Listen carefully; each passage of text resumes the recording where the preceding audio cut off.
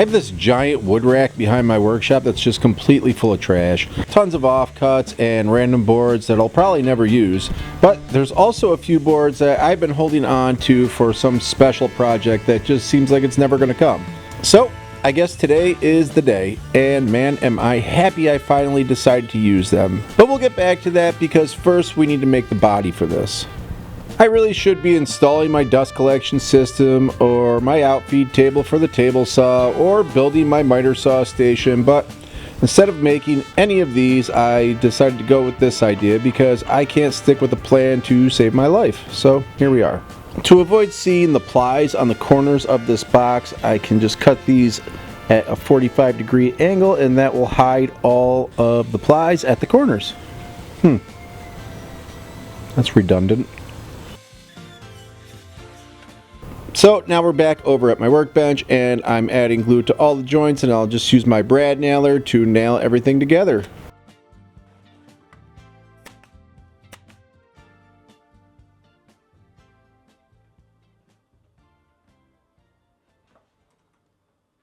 This is a trick that I think most people know, but if you don't, it is super handy. Check it out.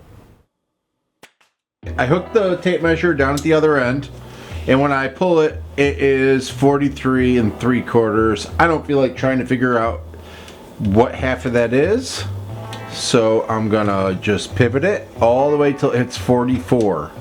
And now you can go to 22, which is an easy way to divide this directly in half and mark it, and that is the center from here to here. So this is the exact center right here. Once I found the center, I slid this divider board into the middle, and I just used my speed square to make sure it was all square, and a couple brad nails, and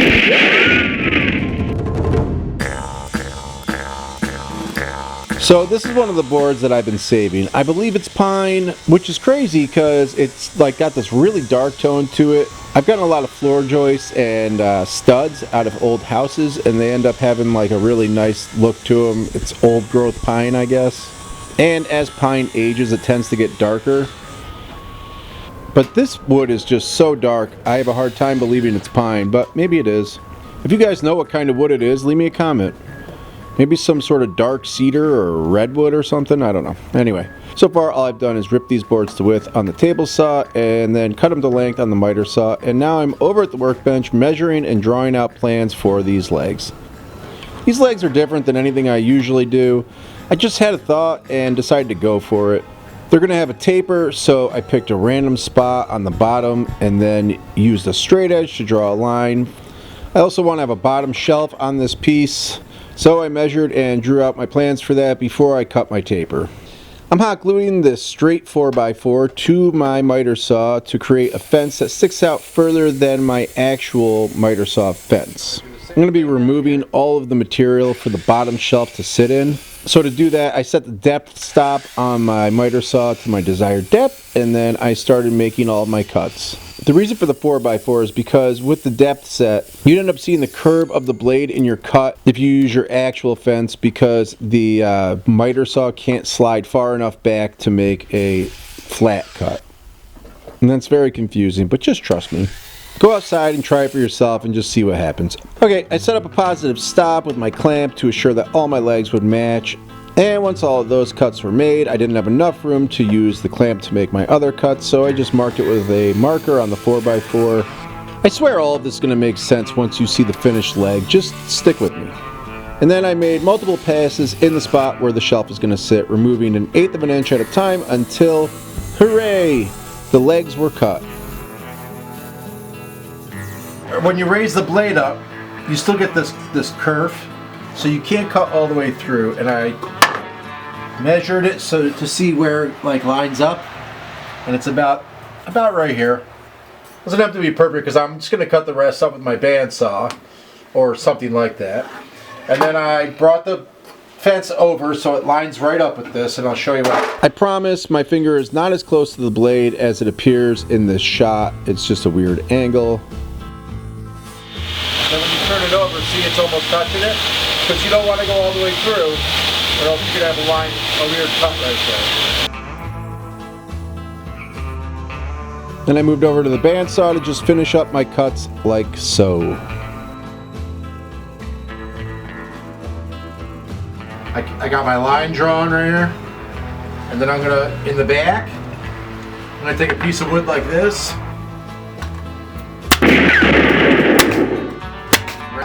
I'm just gonna go ahead and brand this board onto as my stopper. I'd usually attach a toggle clamp here to hold down the board that I'm cutting, but I decided to risk just holding it down with this piece of wood. Take your time, attach the toggle clamp. It's probably a smarter choice, but then again, I'm not in charge of you, so do whatever you want.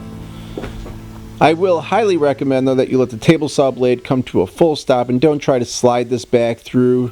That will definitely cause some kickback, which can be very dangerous and super scary.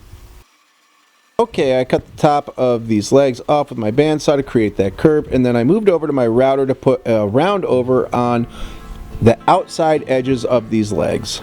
Typically you would have seen my face by now, but it is -11 outside and I am recording this sitting on my couch instead of out in my workshop. Trying to move through the milling process of these boards as quickly as possible, but this is another board I've been holding on to forever and I decided it was time to use it. I have zero idea what kind of wood this is. It's definitely hardwood though, and it kind of has a pecan color to it, so I guess maybe it's pecan? But I actually think it's cherry. Again, feel free to leave me a comment and tell me what it is. I milled it down by jointing it, planing it, and ripping it. Now it was time to resaw, and I don't have a resaw blade on my bandsaw, so I was just going to use my table saw by starting with the blade really low and making a pass, then flipping the board end to end, keeping the same side against the fence and making another pass. I raise the blade, repeat the same process, then do that again and again and again until this bad boy is split in two.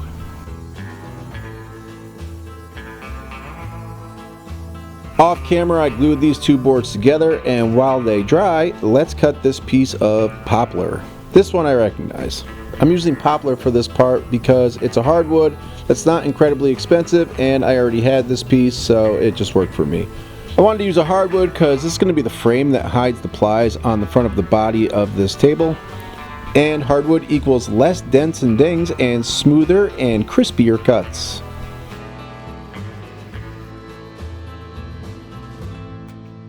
I cut all these strips so that they would fit and then glued them on and f***ed up. Alright, as you can see I messed that up, but I'm going to be painting this and I didn't want to waste the wood, so instead of cutting a new piece, I'm going to slide this in here. I put some glue on it. I'm going to let it hang over on both sides.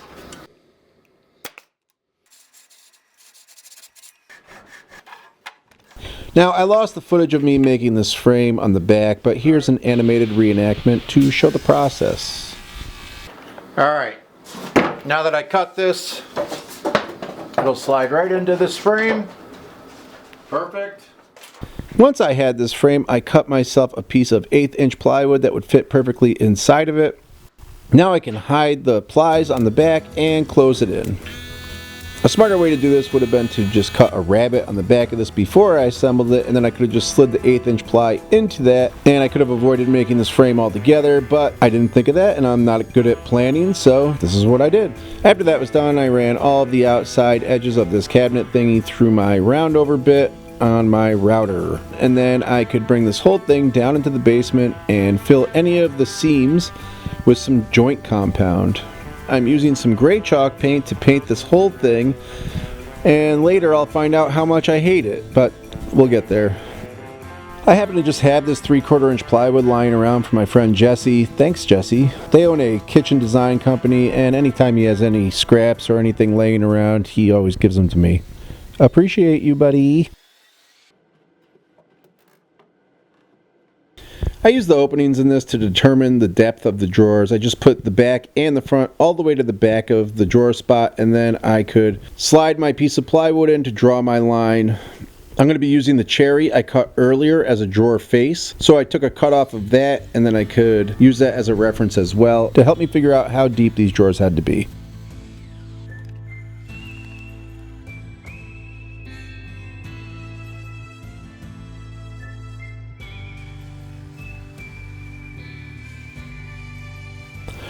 And this is my favorite way to make drawers. I'm back at the table saw and I'm setting my fence at about 3/4 of an inch narrower than the original rip. Now I'm going to rip the back board for each drawer to its final width. Without moving the fence, I lower the blade to about 1/4 of an inch, and then I can run the other 3 boards for each drawer through the blade, creating a channel. I can now move the fence over by 1/8 of an inch away from the blade and make another pass on all 3 boards. I repeat this 3 times until I have a 3/8 of an inch channel on each board for each drawer. Now I can glue and screw all these together like so, and after they're all screwed together, your 1/8 inch plywood will slide right into the bottom and you can brad nail it into place. There's a ton of different ways to build drawers and there's much nicer ways, but I typically just go with this style because it's easy.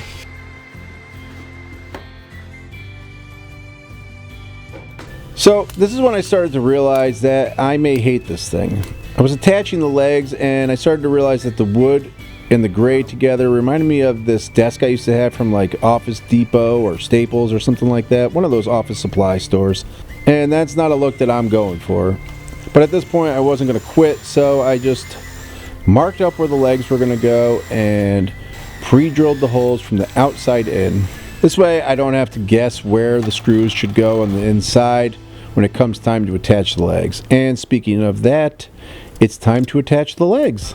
I screwed them from the inside out so you wouldn't be able to see the screws, and then I used a framing square to assure that they were nice and straight.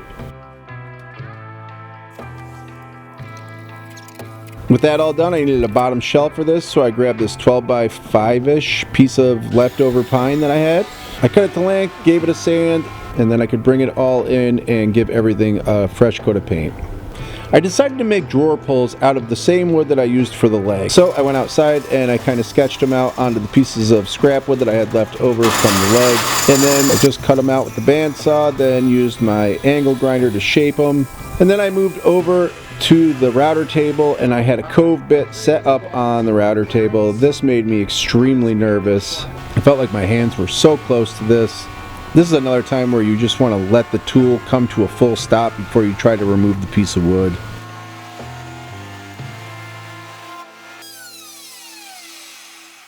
There we go. I went back down into the basement and decided to seal this entire thing. I wasn't going to seal where it was painted originally. I thought I'd really like the gray, but like I said, I didn't. So once I started sealing it, the gray turned almost black and the legs had such a nice color to them. I started kind of falling in love with this thing. Because this was down in the basement, I stayed down in the basement and attached all of the drawer pulls like so.